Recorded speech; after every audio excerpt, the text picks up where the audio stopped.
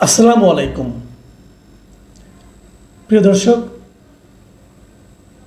প্রধান উপদেষ্টা ডক্টর মোহাম্মদ ইউনূসকে লক্ষ্য করে একজন রাজনৈতিক নেতা বলেছেন যে এই অন্তর্বর্তীকালীন সরকারের যে প্রধান উপদেষ্টা ডক্টর মোহাম্মদ ইউনূস উনি লন্ডনে গিয়ে সিজদার মাধ্যমে নির্বাচনের ওহী পেয়েছেন এবং তারপরে আরও বলেছেন যে আপনি ওই পেয়েছেন বটে, কিন্তু আপনার এই সিজদাটা ঠিক হয়নি। আপনাকে ওইখানে সিজদা না দিয়ে সিজদা দিতে হতো বাংলাদেশের জনগণের প্রতি, কারণ জনগণ আপনাকে বসিয়েছে। এটা কে বলেছে? একজন রাজনৈতিক নেতা বলেছে, সুপরিচিত রাজনৈতিক নেতা। এখন প্রশ্ন হলো, এই রাজনৈতিক নেতাটা কে, কোন দলের? নামটা বলি, উনি এনসিপির একজন নেতা।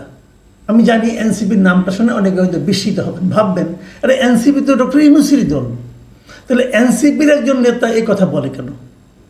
এবং এই কিন্তু এনসিপির ছোটোখাটো কোনো নেতা না। এনসিপির যিনি মুখ্য সমন্বয়ক মিস্টার নাসিরউদ্দিন পাটোয়ারি, তিনি এই কথা বলেছেন। এখন এই কথাটা বলা ঠিক কি বেঠিক, এটা নিয়ে আজকে আমি একটু কথা বলতে চাই।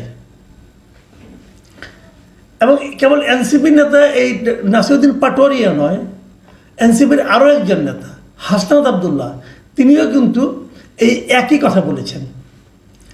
তিনিও বলেছেন যে গণ অভ্যুত্থানের পর রাষ্ট্রপ্রধান হওয়া ব্যক্তি লন্ডনে গিয়ে সিজদা দিয়েছেন। এবং তিনি আরও বলেছেন, পৃথিবীর ইতিহাসে এমন নজির নেই যে একজন অন্তর্বর্তী সরকার প্রধান একটি রাজনৈতিক দলের ভারপ্রাপ্ত চেয়ারম্যানের সঙ্গে বসে যৌথ সংবাদ সম্মেলন করেছেন। এটা হাসনাত আবদুল্লাহ বলেছেন। আচ্ছা, আমি যদি দুটো কথা নিয়ে আলোচনা করি, হাসনাত আবদুল্লাহ এবং নাসিরউদ্দিন পাটোয়ারি, আমরা তো ওনাদের অনেক সমালোচনা করি, বলি যে আপনার কিংস পার্টি, বলি তারা নানা রকম, তাদের নিয়ে নানা রকম বদনাম হচ্ছে। অনেকে বলছেন চাঁদাবাজি করে, অনেকে বলছেন যে সরকারি প্রোটেকশন পেয়ে বিভিন্ন জায়গায় যায়। এগুলো তাদের বিরুদ্ধে সমালোচনা অনেক পুরনো, আমি অনেকবার করেছি। কিন্তু এবার যে ঘটনাটা ঘটল, এই যে কথাটা ওনারা বলেছেন, এই দুজন নেতার কথাই বলি, ভুল বলেছেন। আমি কিন্তু মনে করি ওনারা ভুল বলেন নাই। এতদিন ওনারা যে কাজগুলো করেছেন সেগুলো ভুল করেছেন। এতদিন তারা ডক্টর ইউনূস গভর্নমেন্টকে প্রায় সকল ক্ষেত্রে এক ধরনের ব্ল্যাঙ্ক চেক দিয়েছেন, কিন্তু এখন আর দিচ্ছেন না। কেন দিচ্ছেন না সেটা অন্য হিসাব, সেই হিসাব নিয়ে আরেকদিন কথা বলবো। আমি বরং এই যে তাদের মন্তব্যগুলো নিয়ে একটু কথা বলতে চাই। সেটা হলো, এই যে বলেছেন একজন সরকার প্রধান একজন রাজনৈতিক দলের ভারপ্রাপ্ত চেয়ারম্যানের সঙ্গে বসে যৌথ সংবাদ সম্মেলন করেছেন, এটা নজিরবিহীন। কথাটা কিন্তু মিথ্যা নয়। হ্যাঁ, তারেক রহমান অবশ্যই বড় নেতা, কিন্তু ওনার সঙ্গে যে ডক্টর ইউনূসকে দেখা করতে হবে কেন? এটা বেসিক। দেখেন, তারেক রহমান তো আমারও নেতা, আমিও হয়তো যারা বিএনপি করেন সবারই নেতা, দেশের নেতা উনি, কোনো সন্দেহ নেই এতে। কিন্তু ক্ষমতায় তো আমরা তারেক রহমানকে বসাইনি, আমরা ক্ষমতায় বসেছি ডক্টর ইউনূসকে। তো ডক্টর ইউনূস তো ওনার ওইটা রাখবেন। উনি কি বাংলাদেশে থাকতে কখনো কোনো রাজনৈতিক দলের অফিসে যান, যে কথা বলেন? যদি এরকম হতো যে উনি সবার সঙ্গে দেখা করেন, যে কথা বলেন, আমি এটাকে মেনে নিতে পারতাম। হ্যাঁ, ঠিক আছে, ওনার তো এটা টাইপ, উনি এরকম করেন, সবার সঙ্গে একটা আন্তরিক ভঙ্গিতে কথা বলেন, তা তো বলেন না। তো ওখানে যে, এবং আরও বড় কথা, এই মিটিংটা কিন্তু অনুষ্ঠিত হয়েছে ডক্টর ইউনূসের আগ্রহে, এবং ডক্টর ইউনূসের পক্ষ থেকে, সরকারের পক্ষ থেকে মিটিংটার কথা প্রথম বিএনপিকে বলা হয়েছিল। তারপরে মিটিংয়ের মধ্যে কি হয়েছে না হয়েছে সেটা অন্য আলাপ। এবং আমি নিজেও বলেছি যে এই মিটিংয়ে আসলে সরকারের অন্য একটা উদ্দেশ্য ছিল। সেই উদ্দেশ্যটা কী সেটা আমি তখন বলেছি, তখন মনে হয়েছিল বলেছি। পরে দেখা গেছে সে যা বলেছিলাম তার পুরোটা সত্য হয়নি, সেখানে আমার প্রিডিকশন ভুল হয়েছে। হতেই পারে, আমি তো মানুষের ভাই, আমি তো জ্যোতিষ না, তাই না? আমি যেরকম ভেবেছি সেরকম বলেছি, আমার কথা যুক্তি দিয়ে বলেছি। কিন্তু প্রশ্নটা হলো, এরকম হয় কি না? এটা ঠিক হয়নি। যদি এমন হতো ডক্টর ইউনূস তারেক রহমানকে বলতেন যে আপনি দেশে আসেন, আপনার সঙ্গে একটা মিটিং করবো, তাহলে সেটা হতো সবচেয়ে শোভন, সবচেয়ে ভালো, যেটা নিয়ে অন্য অন্য পলিটিক্যাল পার্টির জন্য করে থাকেন। কিন্তু এখানে তা হয়নি। এটা দিক দিয়ে ঠিক আছে। আচ্ছা, এবার আসার আরেকটা কথা বলি, যে আমাদের নাসিরউদ্দিন পাটোয়ারি কি বলেছেন, পাটোয়ারি কথাটা একটু শুনি আমরা। পাটোয়ারি সাহেব বলেছেন, বাংলাদেশের মানুষ আমাদের নোবেল লরিয়েট ইউনূস স্যারের চোখে পড়ে না, ওনাকে লন্ডন যেতে হয়।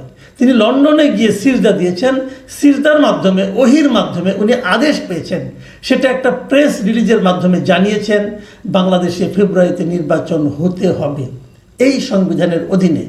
কিন্তু আপনার সিজদা তো ঠিক হয়নি, আপনার সিজদা দিতে হবে বাংলাদেশের জনগণের প্রতি, কারণ জনগণ আপনাকে বসিয়েছে, সেই সিজদার মাধ্যমে আপনি সঠিক দিক নির্দেশনা পাবেন। এই কথাতে বলেছে, এটা আমি কিছু কথা বলি আপনাদেরকে এখানে।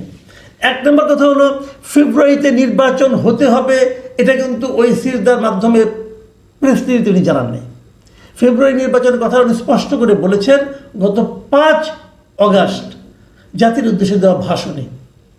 ওখানে যেটা হয়েছিল, একটি যৌথ ঘোষণা হয়েছিল, সেখানে বলা হয়েছিল যে উনি নির্বাচন করতে চেয়েছেন এপ্রিলে, কিন্তু যদি সংস্কার সব ঠিকঠাক মতো হয় তাহলে রমজানের 1 সপ্তাহ আগেও হতে পারে।